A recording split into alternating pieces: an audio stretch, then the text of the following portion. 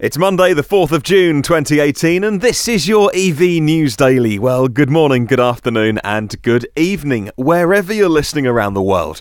A very warm welcome from London in the UK, and here is today's news about electric cars and the future of transport. My name is Martyn Lee, and I go through every EV article online, so you don't have to. Coming up on the show today, a Model 3 is put on the Dyno, and New York State is investing in EV charging.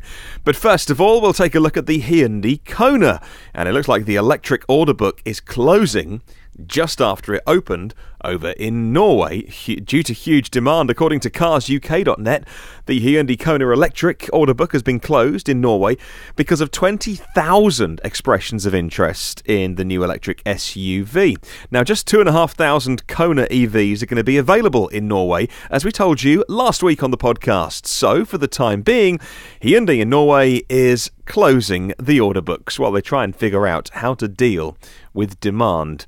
Well, demand is going to be further fueled by the list price in Norway, which is about £30,000, which is probably about just over 35,000 US dollars. That price of £30,000, by the way, is not for the baby size battery. No, that's for the big battery. It's for the full-on 64 kilowatt hour battery with the big 210 horsepower motor and the 300-mile range and the 100 kilowatts rapid charging for not a lot of money.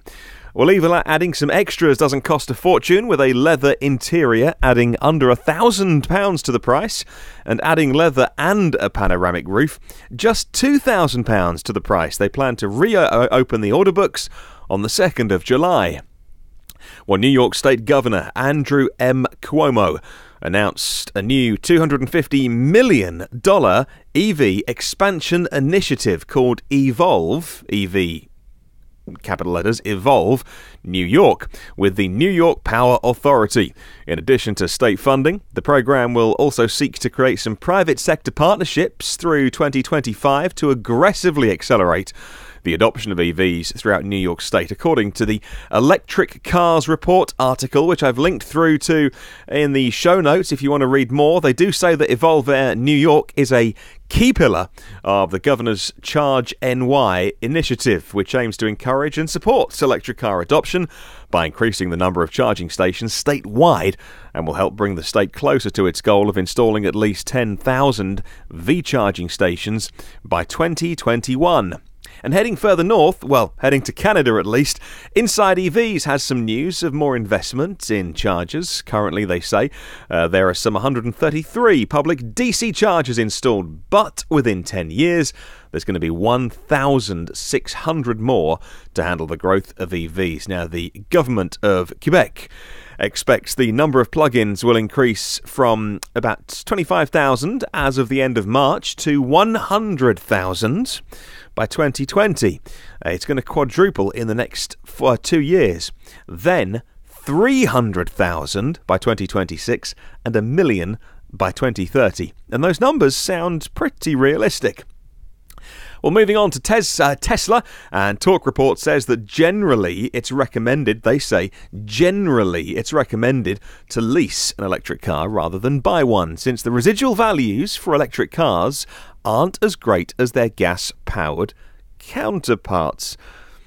Well, if you're hoping to lease a Tesla Model 3, you'll have to wait until sometime in 2019. I will just take issue with what they say there, because it's a statement which you can put out and, without backing it up, can generally get accepted as fact. And I would argue, I think that is a misstatement. I'm not saying they're lying in their article, but maybe some of the research they're looking at is perhaps out of date, even in the last few months, such as the desire for electric cars now here in the UK, that some of the used car prices on EVs is going up every month, just little bit by little bit. Those residual values, some of them are holding, some of them are going up. Certainly the prices we've seen over the last 12 months for the 24, the small version of the Nissan Leaf, for instance, which the values had gone down pretty low, had plummeted.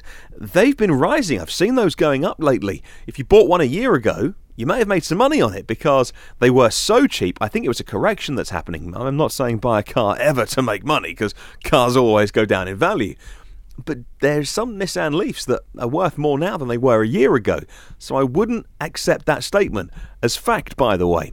Anyway, moving on. On Twitter, Elon Musk said this, and I quote, "Leasing negatively affects Tesla cash flow. So we won't offer Model 3 leases for 6 to 9 months.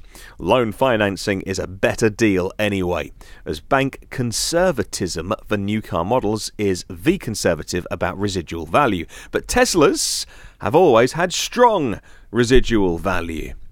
Well, from that story to a related one that isn't specifically about EVs, but it is applicable to electric cars because so many of them are leased or taken on hire purchase, or those private purchase plans that you can do in many countries now.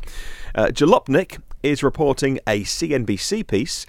Car buyers are taking out loans with exceptionally long, record-setting terms, in some cases approaching 96 months.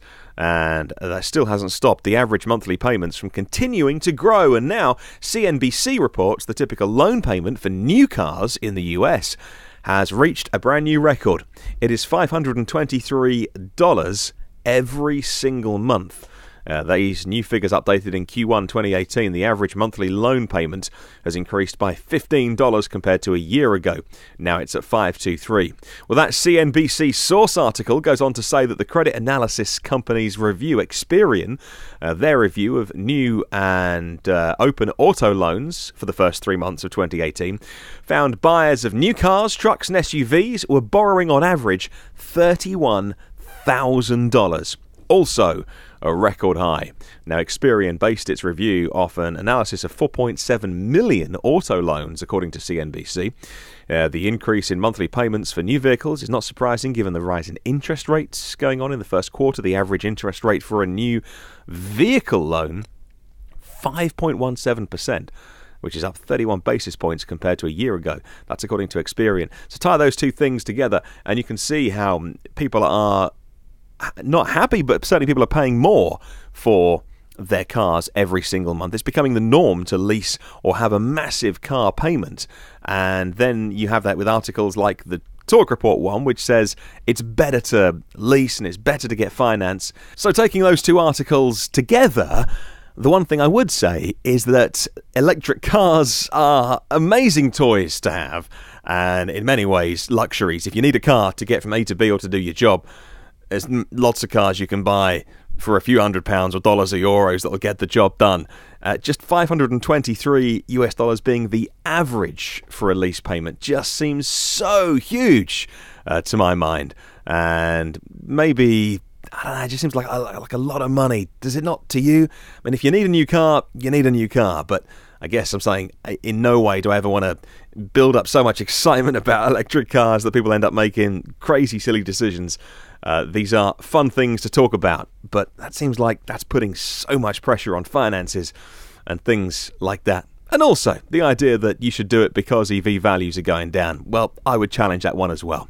And finally, we'll talk about the Tesla Model 3 long range that's hit the dyno. Auto Evolution have got a bit of dyno news. The long range is what the Mountain Pass Performance ordered from Tesla.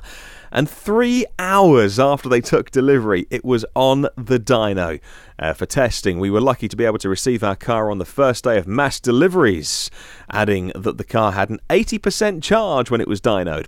After a bit of fussing around, they say, with tricking the traction control system, the Model 3 long range put down 340 WHP and about the same amount of torque. Now, considering that Tesla quotes an estimated 306 horsepower, that's not bad at all. But there's more to the dyno session than meets the eye. The X-axis, you're getting a bit deep now, the X-axis displays the motor's RPM, and torque displayed its torque at the motor, not at the wheels. So even better news, which comes back to that thing we find with Tesla sometimes. they often undersell themselves a little bit.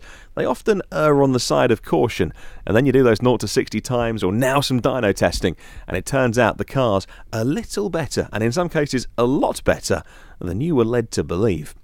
Well, that'll do us for today. I'd love to spread the word about electric cars. If you can share this with somebody who might be interested, please do so. Every previous episode of the podcast on iTunes, Google Play, Spotify, YouTube, TuneIn, Stitcher, and the blog at evnewsdaily.com. If you want to subscribe, you get them first and free and automatically. And it would mean a lot if you could take 2 minutes to rate and review on your favourite platform. Well, come and say hi on the socials. Just search EV News Daily. Have a wonderful day, and I'll catch you tomorrow.